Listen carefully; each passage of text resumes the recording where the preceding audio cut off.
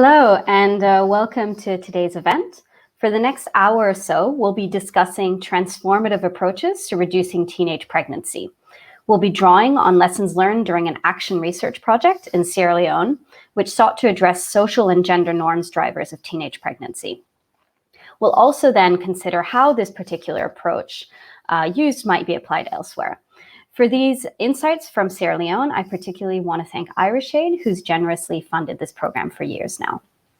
We have some great speakers today, but before I introduce them, I just wanted to give you some more information on how you can actually interact with the panel. So you'll see in front of you that there's a chat box function, and this is where you're going to be able to submit your questions or comments. But when you do so, can I please ask that you put your name and affiliation? And I'll then be able to pick up these questions and feed them back to the panel or a particular speaker during our Q&A and discussion session. And we definitely want to hear from you, so please don't be shy. So let me tell you a little bit more about the people that you'll be hearing from today. Firstly, we have Claire Castillejo. She is a research associate from ODI with extensive experience of research, policy, and programming. In recent years, Claire has been involved in a range of projects that investigate effective ways of supporting gender equality, inclusion, and human rights in fragile and conflict-affected contexts.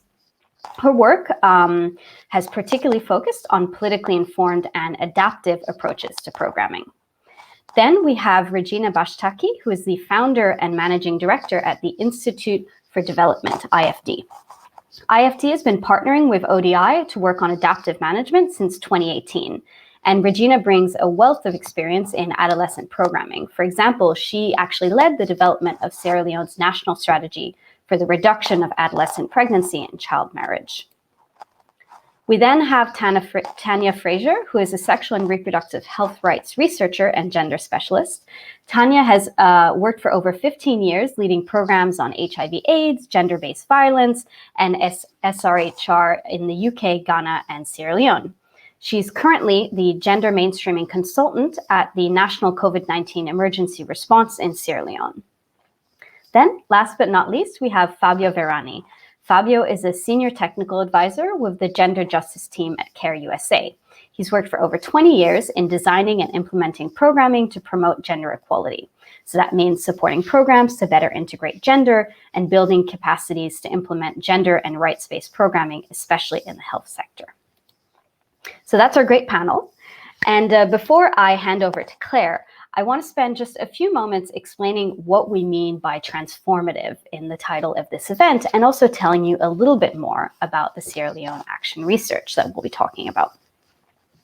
So ODI, through the Secure Livelihoods Research Consortium, has been conducting research in Sierra Leone since 2013 on a number of different subjects, for example, nutrition and state health capacity.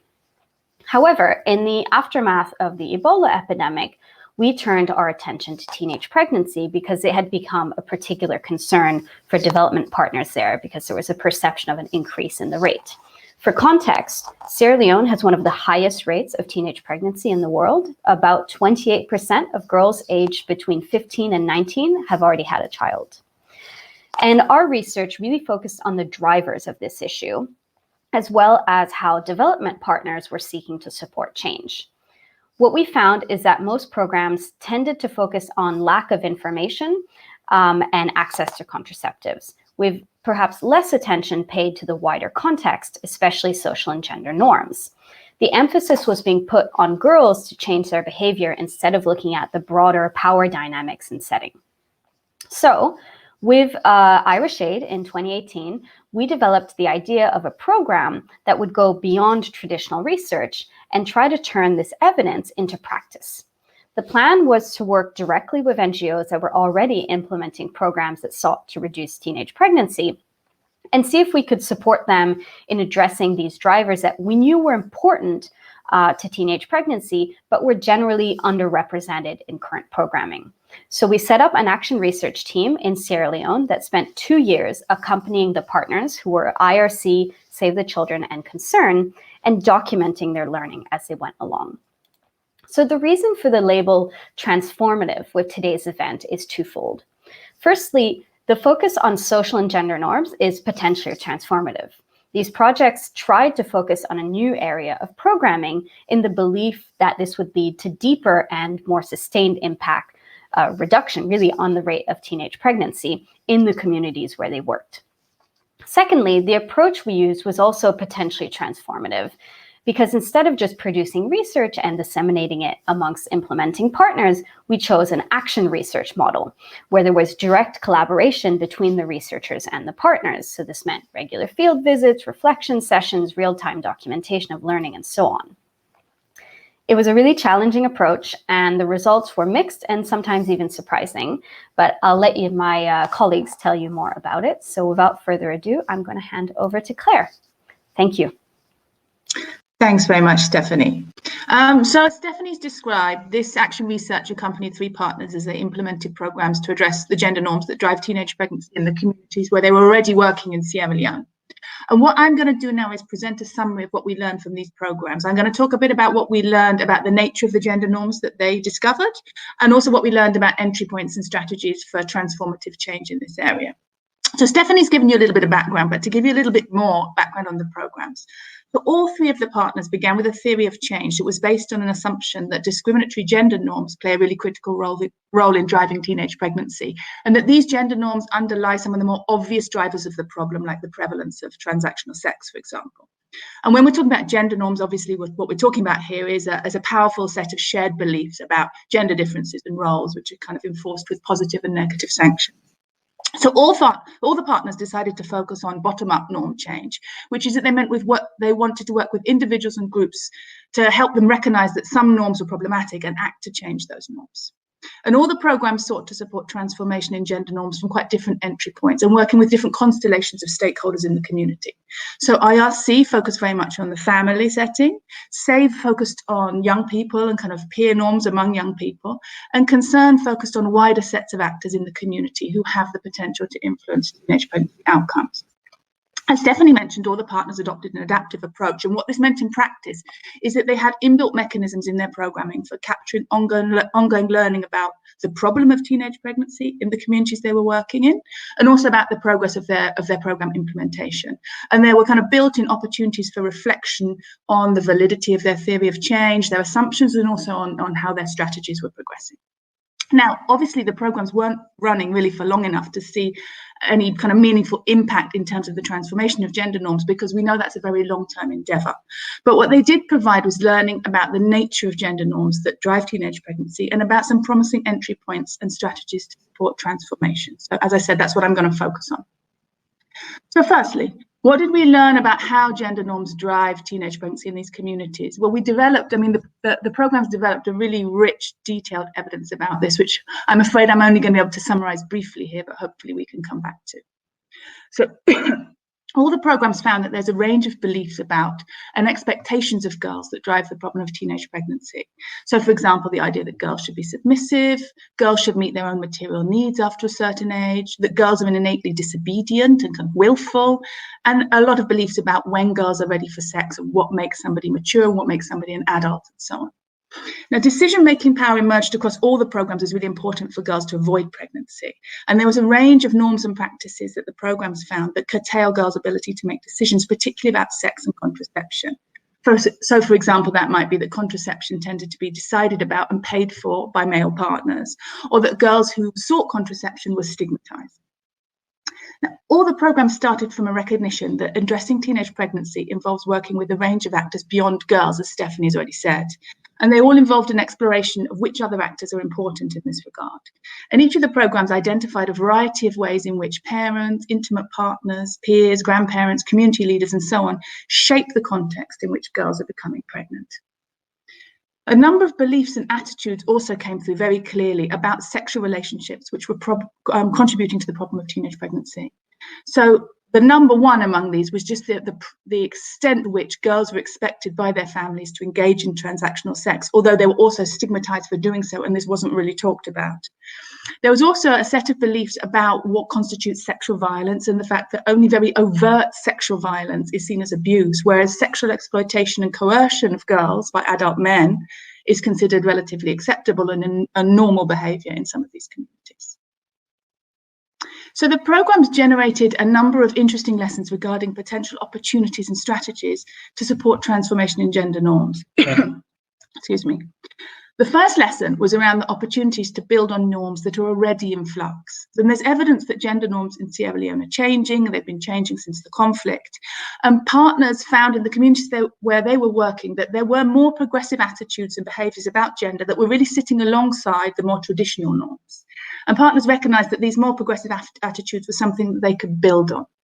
So, for example, all the partners told us they found the communities had an increased recognition of the problem of teenage pregnancy and a willingness to talk about it. This was something that the communities were already aware was a problem for them. And partners said that this came mostly from kind of a history of NGO activity in these communities, kind of awareness raising work, as well as a broader national conversation about girls' rights and a shifting policy environment around girls' rights. So what partners saw was that this existing recognition that there is a problem within these communities provided a really important entry point for discussions about how to make change. And partners also felt that it might make their interventions more sustainable because the community already accepted there was a problem and wanted to see some action in this regard. Some of the programs also told us that there was a shift underway in terms of the value that was placed on girls, and particularly that parents were more aware of the value of girls' education. They were more keen to keep girls in school. And so again, the programs thought, well, how can we build on this? And for example, IRC, they added graduation ceremonies, public graduation ceremonies to their girls program to kind of publicly reinforce girls' achievements and show that girls are attaining something from participating in this activity. So another lesson that came out was around the potential of identifying and working with positive deviants. All the partners identified examples of positive deviant behaviours, which is basically people doing things differently to the norm. And this behaviour, this different positive behaviour, can be supported, made visible to others and so on in order to encourage norm change. So some examples of this, some of the partners found there were mothers who, instead of sending their pregnant daughter off to live with the father of the baby, the mothers chose to keep their daughter at home and to look after the daughter's baby so that the girl could return to school. And this was really breaking with a very strong existing norm by recognising that this teenage mother is still a child despite now being a parent, and prioritising her education as a child. They also saw examples of boys, for example, boys wanting to support girls and speaking out, saying we want to help solve the problem of teenage pregnancy. We recognise we have a role in this. Some of the partners reported examples of individuals speaking out about gender-based violence and really publicly supporting survivors, which again was breaking with a very strong norm that this is a kind of private, taboo, stigmatised subject. And critically, some of the programmes reported they saw some religious leaders adopting a more positive message on girls' rights, which obviously has the potential to have an extremely strong impact in shifting norms and attitudes because of the influence of these leaders in the community. A range of lessons also emerged about the need to make existing harmful norms visible and make their impact visible. Obviously, social norms aren't visible to those operating within them. They just seem to be how the world is. It seems to be a normal way to behave. And in order to shift harmful gender norms, it's really important that people are able to see them, that the norms become visible to people so that people can actually understand their impact and also see what alternatives there might be. So all the partners ran kind of different types of discussion sessions to provoke reflection about the impact of existing norms and existing behaviours. And to give some examples of this, IRC, for example, they ran a series of separate sessions for women, men, boys and girls, where they talked about gender norms and gender roles and the impacts of these. And they fed the concerns that came out of the women's and the girls' session into the men's and the boys' discussions, which enabled men and boys to understand better the perspectives of girls and also to reflect on how their own behaviour was impacting girls and what ways they might want to change that behaviour. From these programmes, we also saw really the importance of providing really concrete opportunities for people to try out new roles and behaviours. Because norms can often change when people try out new ways of behaving, and these new ways of behaving become visible to others. And over time, this kind of creates a cycle where perceptions change about what is typical and appropriate gender roles and gender behaviours. And in some of the cases, these programmes really deliberately went out to create opportunities for new behaviours and new roles that challenge discriminatory gender norms. So, for example, in the Save the Children programme, Save the Children gave girls very public leadership roles within programme activities in order to shift perceptions.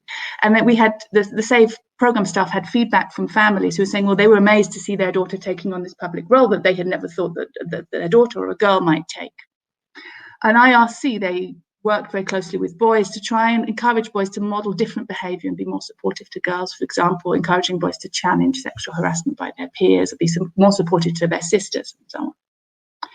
I think another critical lesson, which was perhaps more problematic for these programs, was about the need to expect and manage resistance and backlash, because obviously efforts to change gender norms often face resistance and backlash. They can be viewed as an attack on values, traditions, interests, and so on.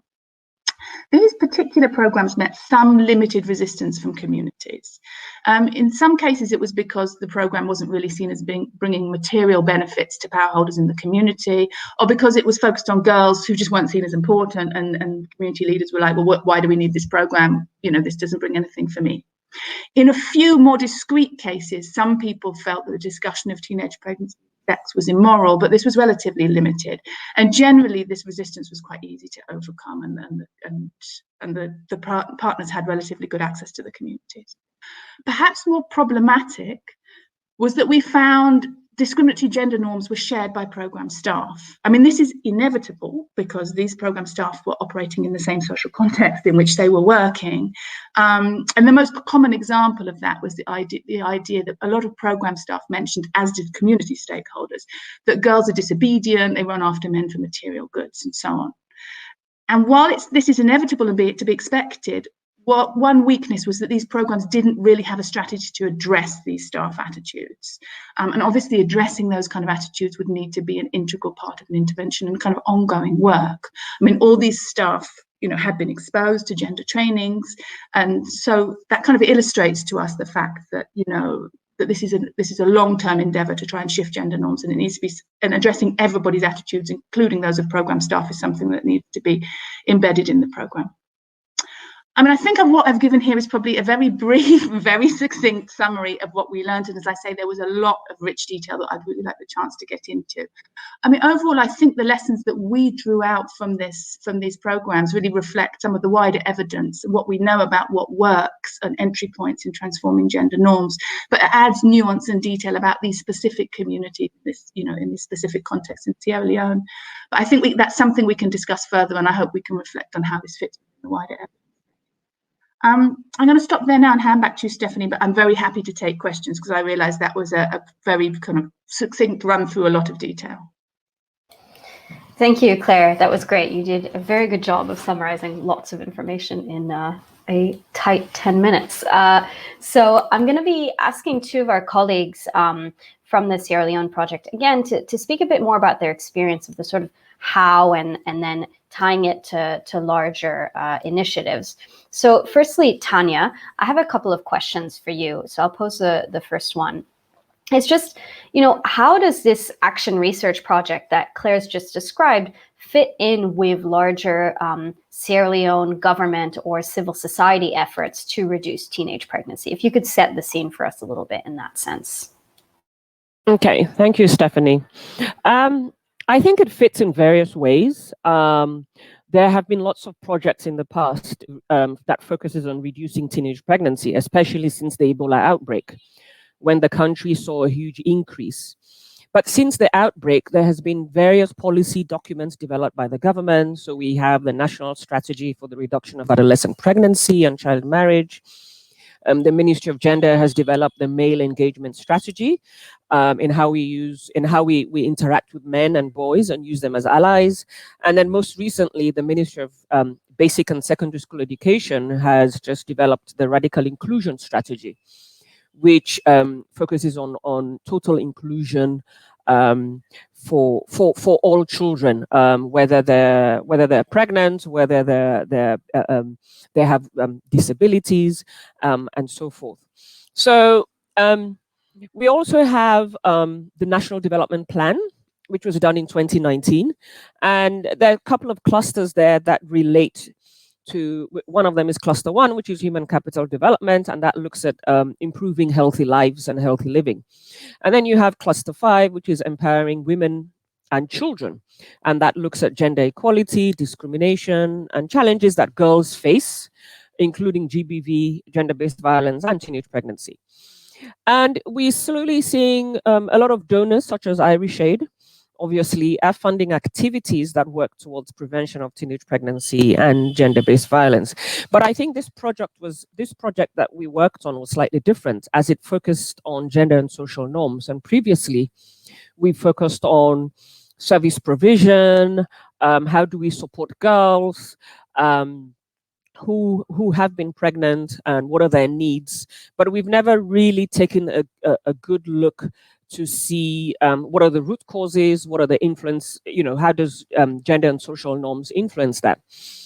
And there are organizations that are working across the country with thousands of girls, such as Purposeful. They're working through local partners, and they're using the Life Skills Manual, which does a lot of which involves a lot of mentoring and teaching girls on how on being empowered. So they take them through a whole curriculum throughout the year, which covers life skills. So there's a lot going on, and every year the more partners joining in and people coming with innovative ways on how to do the work.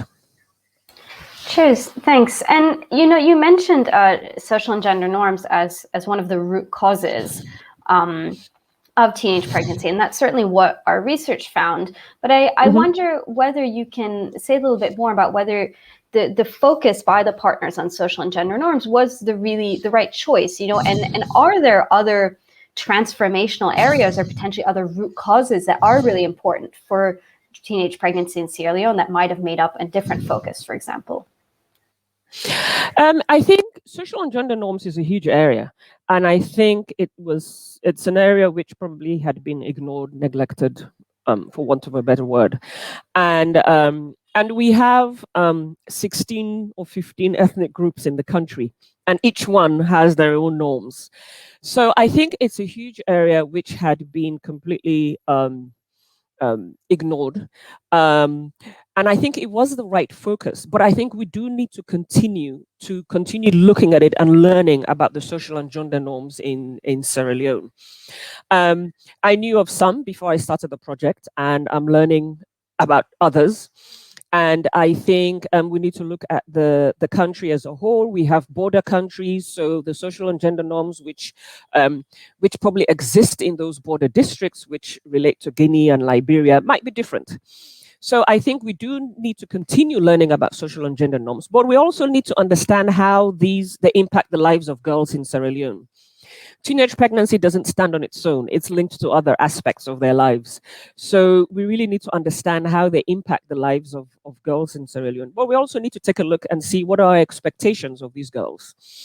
Because I think that's another huge area that we need to focus on, in the fact that, yes, girls, we do have a high rate of teenage pregnancy in the country, but we never really talk about what do we want for our girls, what are our expectations, how do we support them to achieve those expectations. But probably that's also linked to social and gender norms, that we have limited expectations of our girls, but we'll tend to have huge expectations of our boys. And then from the learning from that, what do we do? Because we have all these institutions, we have laws, we have policies, but we need to see how we link what we've learned to implementation, how we can improve our laws and policies, and how we can improve our institutions in Sierra Leone.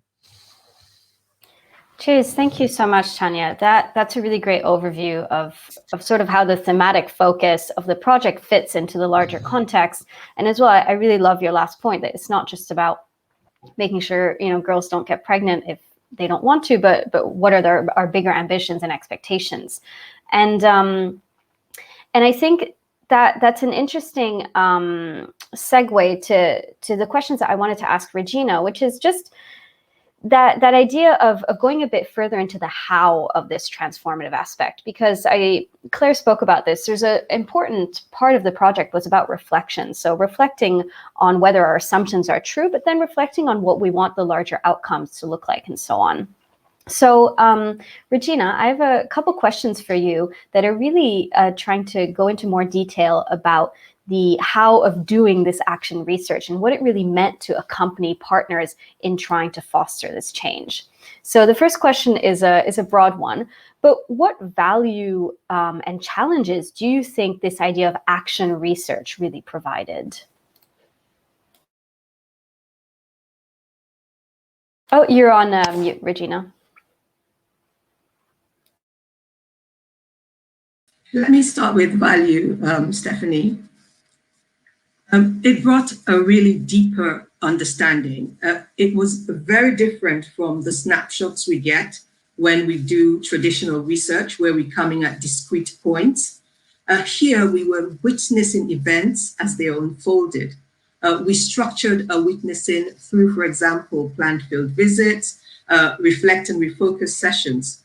We developed much deeper insights, but the process of getting this added value wasn't without challenges. It was quite time consuming, so we needed to be ready to put the time in. As the Action Research team, we also had to be flexible.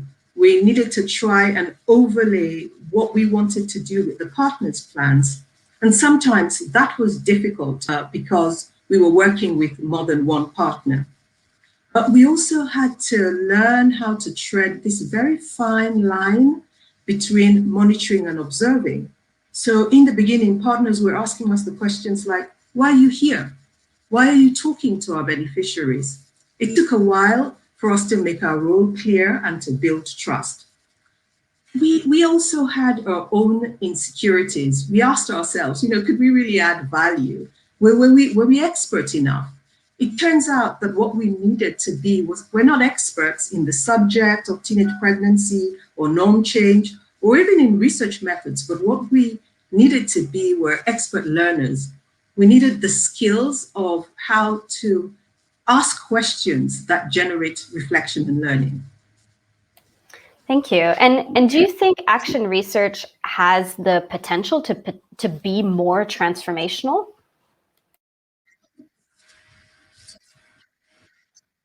Oh, yes. Yeah, absolutely, Stephanie. In this case, we were observers, but we were also influencers.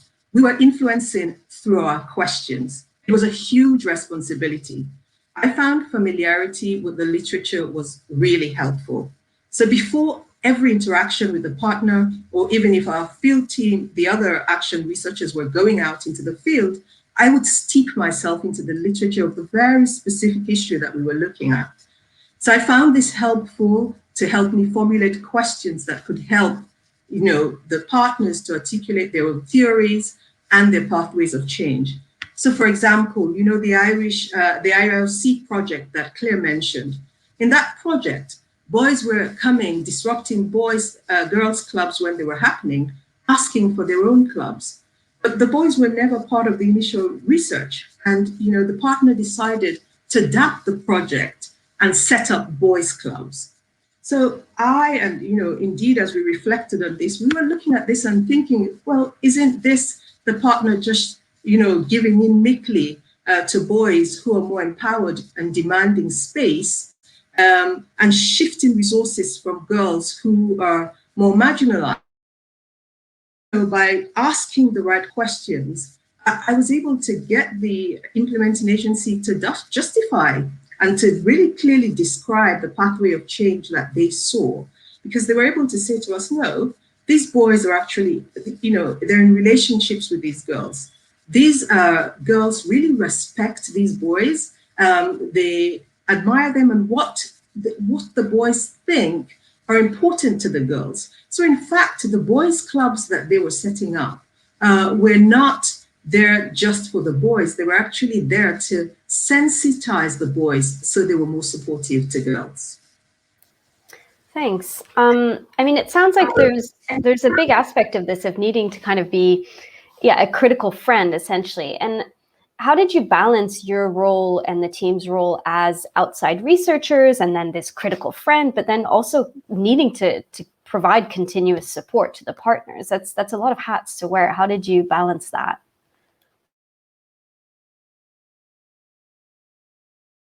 Oh, Regina, I'm afraid you're on mute again. Thanks. So I was very worried about that at the start. Can you hear me, Stephanie? Yeah, all good. Can you hear me? I'm sorry about that. My line dropped a little bit there. Stephanie was saying I was very worried about that at the start. I didn't want to offend. I wanted to be kind without being patronizing. But I learned a lot in this from that experience. I learned essentially that what mattered was my intention. My intention was to see that we could all work together, we could use the evidence to make the best decisions. So I think for me, this came back to asking questions. But technically, the action research had the questions it was seeking to answer. So I had that to guide me. And as I mentioned before, I also had the literature to guide me about what questions to ask. So I would say combining good intent and using technical guides were the main ways that I tried to balance this role. I think in the end, one partner reflected to me that within their team, when they were trying to solve a problem, they would say, what would Regina ask? And for me, that was a very powerful validation of the progress we had made.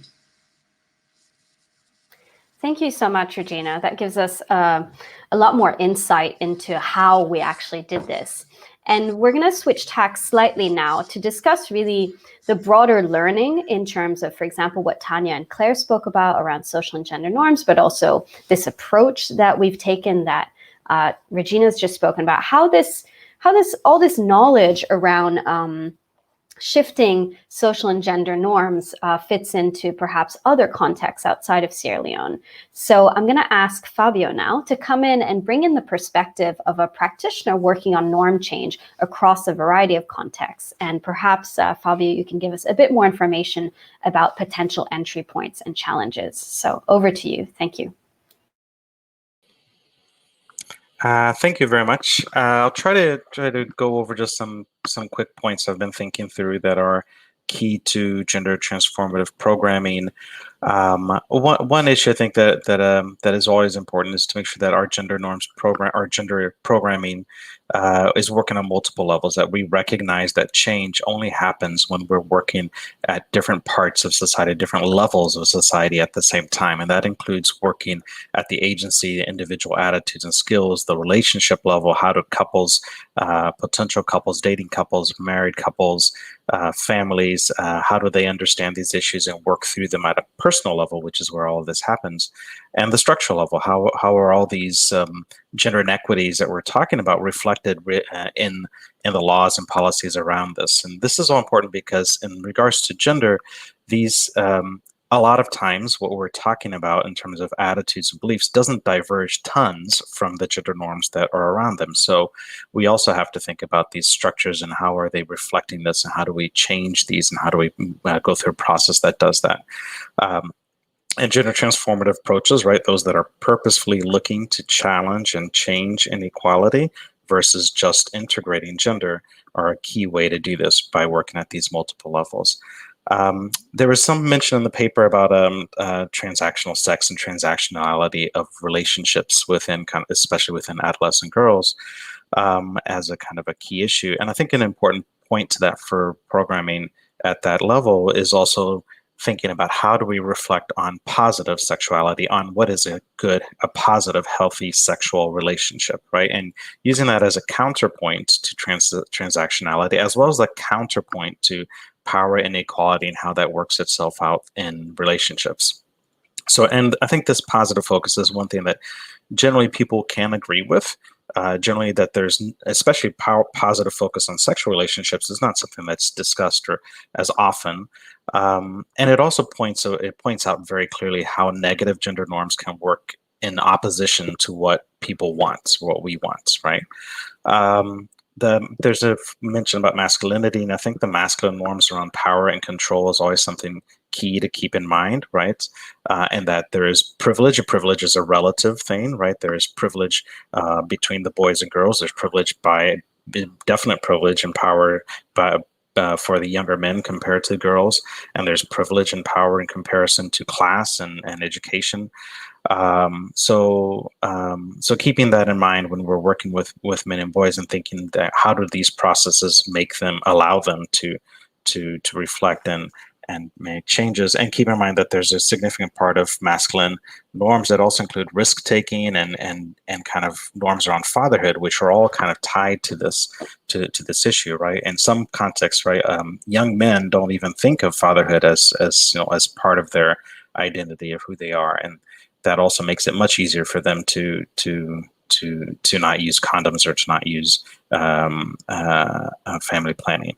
Intersectionality is a thing is a concept which is very key to feminism, is one to keep in mind within all of this programming, keeping in mind that there are multiple oppressions working at the same time.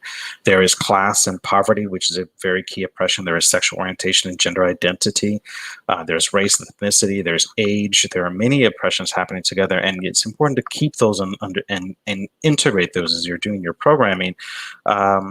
In part because also if you don't do that, then I think you end up getting some backlash, a type of backlash which you could avoid from communities, right? Which is that you're not really taking into account the multiple different oppressions that they're facing.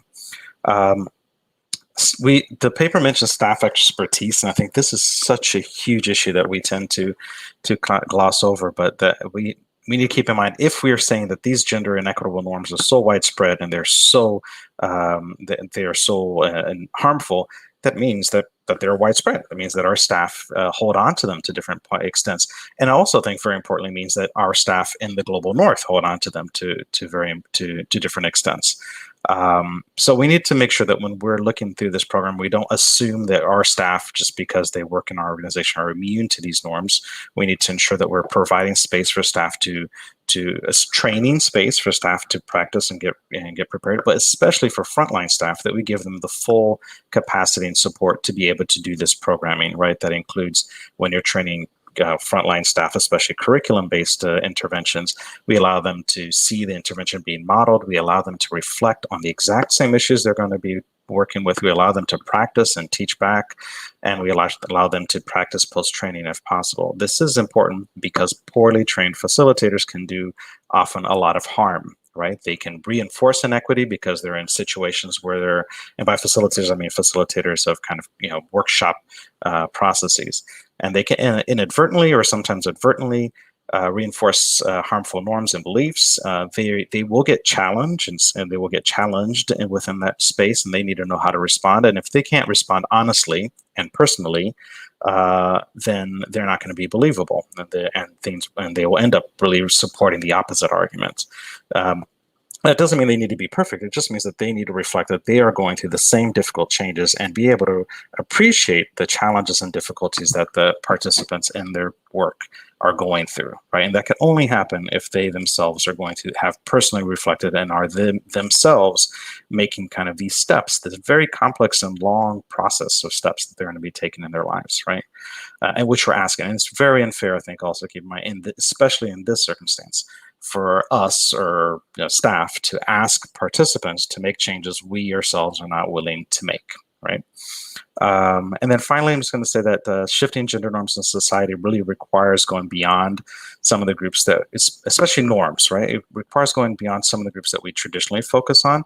And by that, I mean, like a lot of our programming, because it's focused on the vulnerable, focus on the poor, or those who are most poor in different societies, but those people do not develop media. They do not own corporations. They are not directly influencing policies as maybe those who are in the elites and those who own corporations do, even those who own corporations that are multinational corporations. So keeping in mind that if we are talking about social norms, right, gender norms that pervade throughout society, to change those also implies stepping away from just working with those who are at the lowest income, right? And keeping in mind that we need to also seek change in a broader sense, right? Which is not what we always do, or not what we're always funded to do. And then I think very key to that is working with local women's rights movements and organizations, understanding that if we are talking about this long society-wide process of change, that needs to be partnered with, aligned with, and fundamentally work with the social movements in countries that are seeking those same goals, right? And who often have humongous difficulties and challenges getting funding to do what they do. So I think those are the key points that I had. Thank you so much, Fabio. And that was really interesting. And actually, we've had a couple questions already on this particular point. So just for everyone watching, I'll start taking now some of your questions from the chat box, but do keep sending them in because I'm keeping an eye on it. So firstly, we have a question from Bernadette Crawford, who's an equality advisor at Concern Worldwide, which I'll remind you is one of the partners in the Sierra Leone project. And the question is specifically for Claire, but I do want to open it up to all of our panelists. And the question is, what would you recommend to organizations in terms of a strategy for engaging staff in a process of challenging gender attitudes and practices? And she states that any ideas of what's required to do it well would be great. So I'll ask Claire to go first, but I just want to as well just open it up. Fabio, you've talked about this a little bit already in your remarks, but perhaps Tanya and Regina, you can even speak about how you handled this as part of the Action Research team and whether this was an activity in the project. So Claire, over to you first.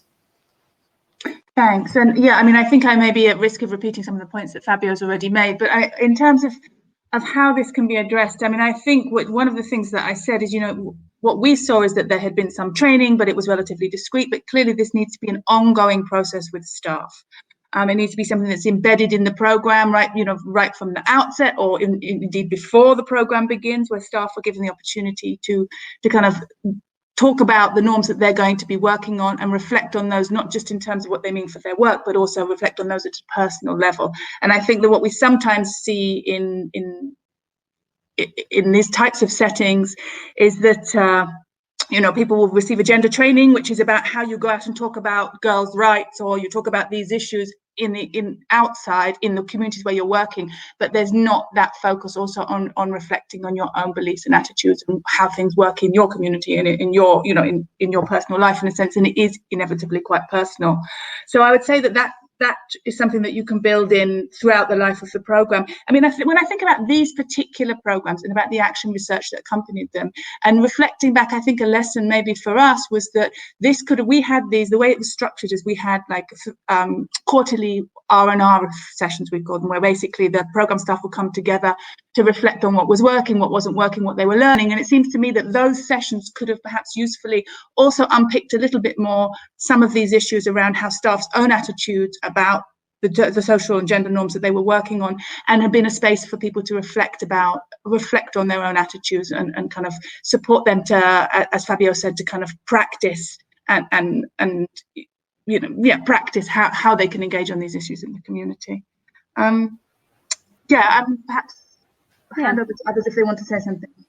Yeah, thanks. And Tanya, I think you disconnected, but just to refresh, the question is whether there are any recommendations for organizations in terms of a strategy for engaging staff on a process of challenging gender attitudes and practices. I don't know, Tanya, if you came across this in supporting this particular program, or if you have some larger recommendations on the matter. I think the partner I supported, because of the nature of the organization and where they work, a lot of the staff were actually very well informed. But because we worked with youth researchers, but you could actually see how entrenched the social and gender norms were even within the youth researchers by their reactions when they were posing some questions, and their behavior and so forth. And even though that was covered as part of their training, but it's very entrenched. I think it has to be, what I recommend, I've seen in one or two other organizations do, is they do specific sessions with their staff in talking about issues such as gender equality, how it works, how it relates to the program or the work that they're doing, and how it can impact their work, but also their personal lives. Because as I keep saying, it is quite entrenched, and these questions and these issues should actually be discussed out in the open. I worked for an organization before who used to do that every Friday in the afternoons for a couple of hours over lunch. So it wasn't seen as a really heavy kind of session, but these discussions were brought out in the open. People people talked about their personal experiences, depending on where they came from, how they grew up, and even that the work they do and how their families perceive the work that they're doing. I've met people who've hidden, who don't actually inform their family members about the work they're doing because of the nature of the work, and they're not quite sure how their families will react. So I think these issues can be brought out in the open within the organizations that the staff work, and they can also learn and pick up ideas on how they can also tackle it in their personal environment. Great, thank you. Regina, Fabio, do you have any further thoughts on this particular subject before I go over to the next question? Just a quick thought. To me, Stephanie, what was important always is to have this environment in the organization where people can speak without fear of too much judgment, so that you have this thing where you're challenging each other all the time. And, you know, it's a win when you grow and when you shift.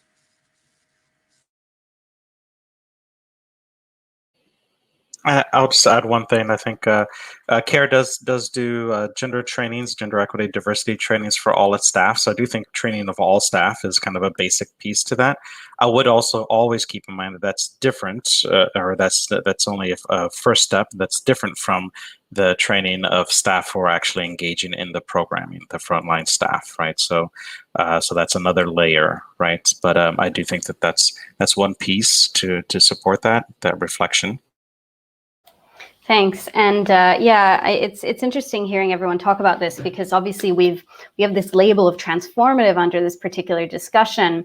And one thing that we perhaps didn't explicitly think about going into this project in Sierra Leone is that it's not just transformative in terms of our focus on norms, in terms of how we've tried to do it, being adaptive, but it's also potentially transformative in terms of the relationships between staff, the power dynamics, and so on. And even ourselves, I think we all felt that we would really learn things about ourselves during this project. So that's been great.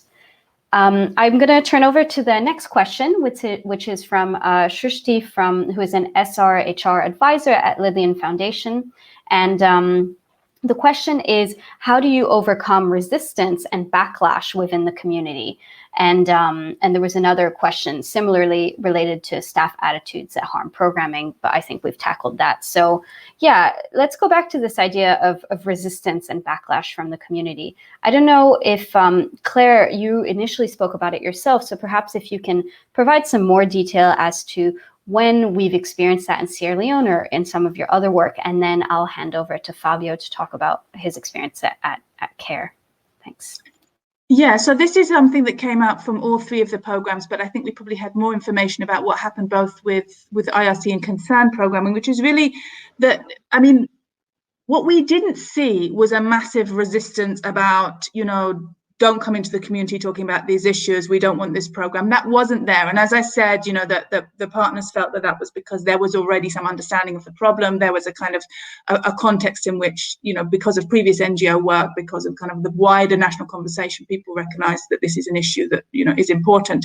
But having said that, there was resistance that was really not so much about the content of the program, but about the fact that the program didn't bring any benefits for power holders in the community. So particularly, you know, IRC, particularly the staff talked about how it didn't bring any, you know, particular benefits for male power holders in the community. Is kind of what's in it for me, and why are you investing its energy on girls when, you know, this doesn't bring anything for us, kind of thing. And so what I understood, and perhaps Regina and Tanya can talk to this a bit more, but what I understood that the IRC staff really did was to make the case with power holders in the community why working on girls' rights and why addressing teenage pregnancy was important for the whole community, and that this wasn't just about bringing something for girls which no one else was going to benefit from, but in fact the whole community will benefit from girls who are able to stay in school, girls who don't get pregnant too young, and so on. So I think it was really making the case, and that seemed to be the main form of resistance. But I mean, I would maybe hand over to Regina and Tanya, who might have more details on the specifics of the different programs. Sure, go ahead, Regina, Tanya, if you want to jump in. I'll jump in quickly. I think also what we found was that it was important to try and understand what the reasons for the resistance. So I'll give you the example of just pick up from what Claire has just said about kind of communities. You know, we assume straight away it's about benefits, and most of the time it was. But let's take the example of the boys that I talked about. So we were just thinking, okay, well, the boys just want their own clubs because the girls wanted their own clubs. When we started looking at that a bit more deeply, we began to understand that there was a lot more at play. And I think when you try to respond, the important thing is to try and make sure that you're dealing with what the fear is. So, is the fear that, okay, I'm not going to get anything, that's the basic thing. But is it also that, if my wife or girlfriend is empowered, then I would not be able to treat them in the way that I'm doing now? So those are the kinds of things that I found useful when we were trying to think about anything that seemed like a backlash. Although I must say for this project, we didn't see so much backlash as Claire's already said.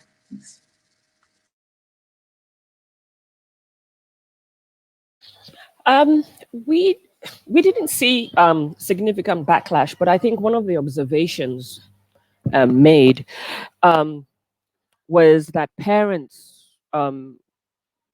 felt that their children belonged to them, so they could ask them to do anything, send them anywhere, whether it's to a pub, a bar, to go and buy cigarettes, and so forth. And even though they're aware that some of them were aware that there might be, it wasn't appropriate or it was against the law, but I realized that a lot of parents just think, well, this is my child, and I can do whatever I want to do with that child. I can tell my child to go and go to a bar, go here, go there, and so forth. So one of the backlash we had, a significant one, which was more from the community, was linked to, because we started doing the research, the actual research was started at the time when COVID had been identified and school closures. And there was backlash from the one specific community because of lack of information or incorrect information about COVID. And they thought that the youth researchers were there related to COVID, as opposed to the project we were working on. So that also informs us that, before you go into a community, you need to do a lot of groundwork in sensitizing the community, letting them understand what we're doing, and giving them as much information as possible, so they do feel comfortable and they don't feel like they're being intruded upon by a group of strangers. Thanks, Fabio. Have you come across much backlash and resistance when working on social and gender norms? Yeah, I think so. I mean, if you're approaching programming and saying that there is this pervasive inequality based around gender, that it is everywhere at every level of society and within the structures we see, the schools, the policies, the government around us, if it's everywhere, if it determines and if it is a key determinant to all these things like teen pregnancy and use of contraception, all these things that we're talking about, if it is that pervasive, and then if you are changing it, right, if you're in fact actually challenging and changing it, you have to expect pushback, right? You have to expect pushback from, especially for those in privilege, those who have something to lose in a more equitable system or a more equitable world, right? So you have to expect pushback, and I think you have to plan for it. And if you don't have any pushback at all, if everyone's fully just, oh, this is wonderful, then there's probably something wrong either with the approach or the original analysis, right? Because those two things don't mesh anymore, right? You're talking about, again, something that is personal, that governs people's relationships between each other. It governs hierarchies within communities. It governs a lot of things. So you should plan for and expect that there will be pushback. And that even when you have community-based methods, I think that there's mention of EMAP from IRC, there's mention of SASA, which is from Raising Voices. There's someone mentioned Sankey Gender Justice in the chat. All of those use curriculum-based methods that gather people in workshops, and even in those workshops, you always expect pushback, right? There is pushback. People challenge you. People say, "Why should I treat girls this way? Why, the relationships that you're talking about don't exist," right? So I think there's always going to be pushback, and you should expect pushback to exist, right? And that you have to always plan for that and think of how do you overcome that. Thank you. We have a comment and then a question from Lisa Denny. So the comment, I think I'll read out because it's pretty interesting on staff training that we've just discussed, and it's that Maurice Stopes has a nice approach in Sierra Leone where they actually train their drivers in how to facilitate discussions with men about contraceptives, recognizing that actually the drivers spend a lot of time in the communities, but also talking to male staff while the staff are in the car and running consultations and programs. So Lisa said she's not really sure how they got around of the issue of overcoming their biases, but it's a nice recognition that staff at all levels should really be involved in challenging gender norms.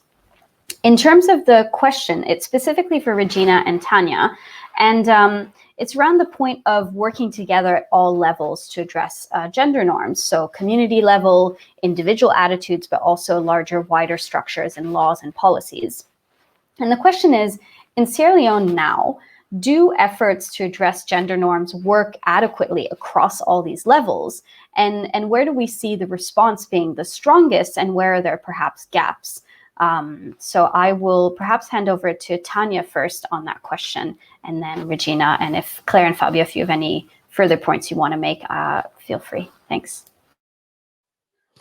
Thanks, Stephanie. I think that it is important to address gender norms across various levels.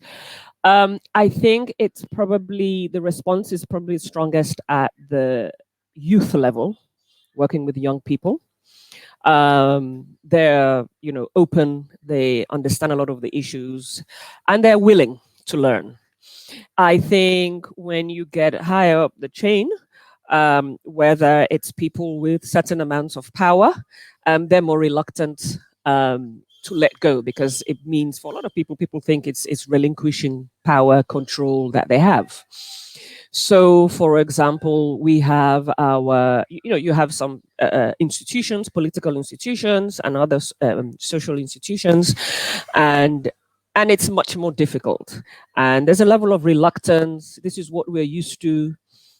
This is our culture. You want to change our traditions and our culture, but also it means that, it probably means that they do have to let go of some of the power that they've held for so long. And also, I think for organizations like Mary Stopes, as you mentioned, because of the space that they work in, you do need everybody to be on board. You do need to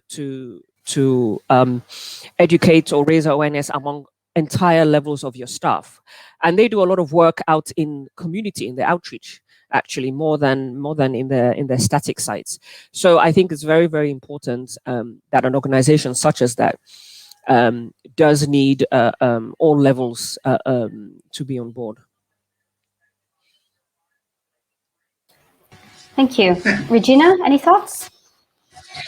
Let me just add that I think I saw a really good example with IRC in Sierra Leone, where they really were thinking about coalition building. So when you talked to IRC, for example, at the district level, you will see that they were talking to other partners, other NGOs who are working in that space, and coming together and building coalitions to work that way. And they were working with traditional leaders. Then I also saw them coming up to the national level, where, for instance, they were even working with government to help, develop education materials and plans. And they were using all the information that came right from the districts, from the grassroots, and taking that right to the top. And I thought that was a really good example of how you can work across the levels. Thanks. Thank you. Fabio, Claire, do you have any further thoughts on this particular question? And if not, I'll take us to our wrapping up comments.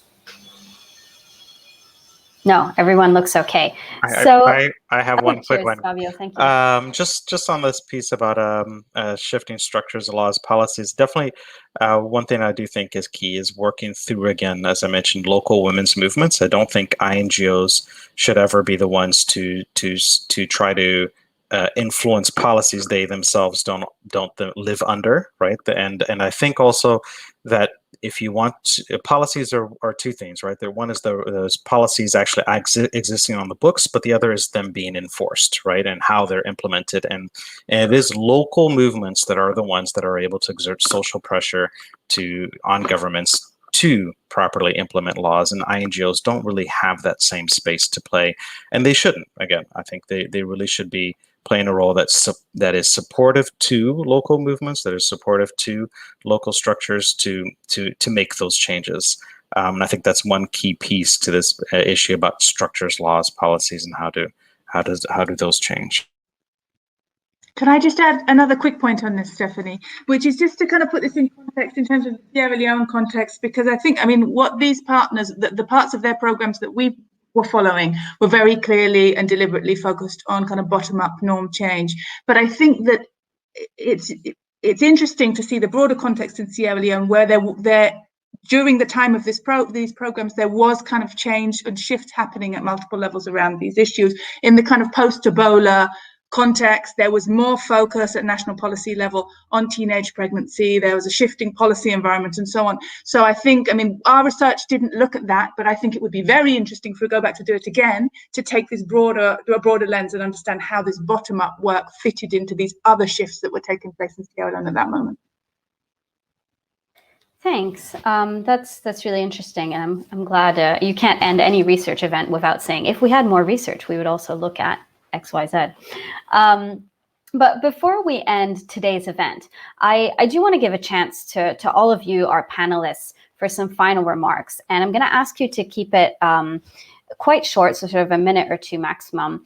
But the question I'm going to ask is fairly broad. I'm sure all of you, when you were planning for today's events, thinking through your speaking points, you might have thought in the back of your head that there would be certain questions on a particular subject. So my question to you is, was there a particular question or particular subject that was not addressed today, but that you think is really important? You know, the question that wasn't asked, but you had a perfect answer for. So what is that? I mean, what is really something key that you feel our audience should really take away from today's event that we've not yet discussed? And if you can give me a quick snapshot summary of what that is and what your answer is. I'm going to start with Fabio. Thank you. That's a difficult question. I don't know if I can think of an exact example. I don't think we didn't really discuss, but I think it's important to keep in mind that there is there's a significant amount of evidence currently about what works to promote gender transformative change. So there are many projects that have large studies around them. There was the What Works initiative to prevent violence against women and girls run by former DFID. There's going to be a What Works 2 sometime soon. There is a lot of information out there, and that we should always make sure that when we are structuring these types of programs, that we do two things. I think one is look through and make sure we fully understand what works and how to make that happen in that context or program, and then secondly, as I kind of mentioned before, how do we partner with local organizations that are already doing this work and support that capacity strengthening and change at that level? So I think those are two key points that we didn't discuss much, but I think is an ongoing discussion. Thank you, Fabio. So using evidence about what works, I love it. That is very concise. Tanya, over to you. I think we didn't talk about adaptive management, which added a different dynamic to the work that we were doing, because that was a new methodology for everyone, including us. And also, you know, whether it works, whether it doesn't work, whether it works better for teenage pregnancy projects, or whether it doesn't, and whether it's appropriate for other types of projects. But I think the other thing was also about,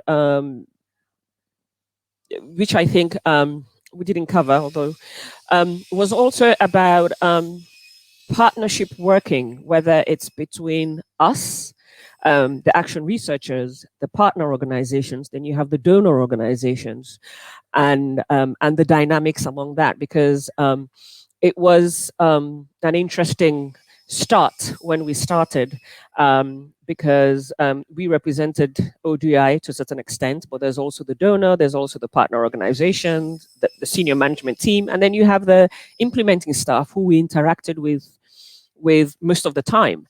And it's relationship building, it's partnership building, and that takes time. So if you're starting a project like this anew, and with adaptive management thrown in action research, there's lots of new things going on, plus the relationship dynamic among the various entity gives it a different flavor. Thanks, Tanya. That's so true, and I completely agree that, you know, really transformation and change requires trust and partnership, and that's a really key point to bring up at the end here. Regina, same question over to you. Any particular thoughts on something that you feel our audience or your fellow panelists should really know about before we end? Apologies if I repeat some of the points because I didn't hear all of them. My internet kept dropping off. But I think for me, what stands out is that action research is a really useful tool, but don't estimate the time that it requires.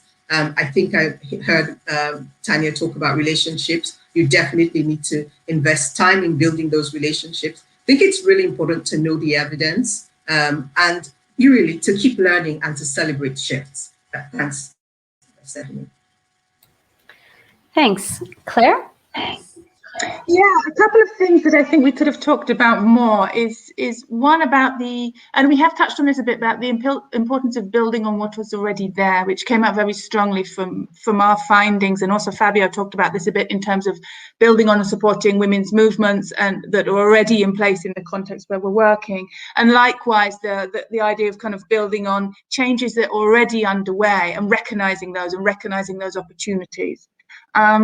So I think that that's something that we could have talked about a little bit more in detail. And the other thing I think was around kind of, and again, we've touched on it, but would have been interested to go into more detail around the focus on positive messaging, because you know, a lot of these programs, perhaps we didn't have time to kind of explain all of this, but they were focused on really about kind of supporting positive parenting, positive relationships, and so on. And that we know that it's much easier to shift norms by encouraging people to adopt a new, more positive norm than trying to break down a negative norm. So I think it might have been useful for us to think a bit more about the way in which kind of those positive norm shifts were supported by partners, and also the wider evidence about what works in that area. Thank you, Claire. And I'm actually quite happy that all four of you have somewhat similar messaging here around, you know, transforming information to action and focusing on the relationships between people. And I think that is a great point to be our final one. So with that, we've actually arrived at the end of today's session. And I want to thank all of you, our panelists, for your insightful remarks, but also for everyone who's been watching and the participants who ask questions and engage with our content today. So you'll be able to see a recording of today's event up on the ODI website shortly, which you can access and share. And I definitely encourage you to check out any related reports and some of the work that all of our panelists have done and are still doing on this subject. So I really hope that today's event has helped increase your understanding of what a potentially transformative approach looks like in practice, and that you'll be able to make use of some of the information and recommendations that we've talked about. Thank you again, and I wish you a good day.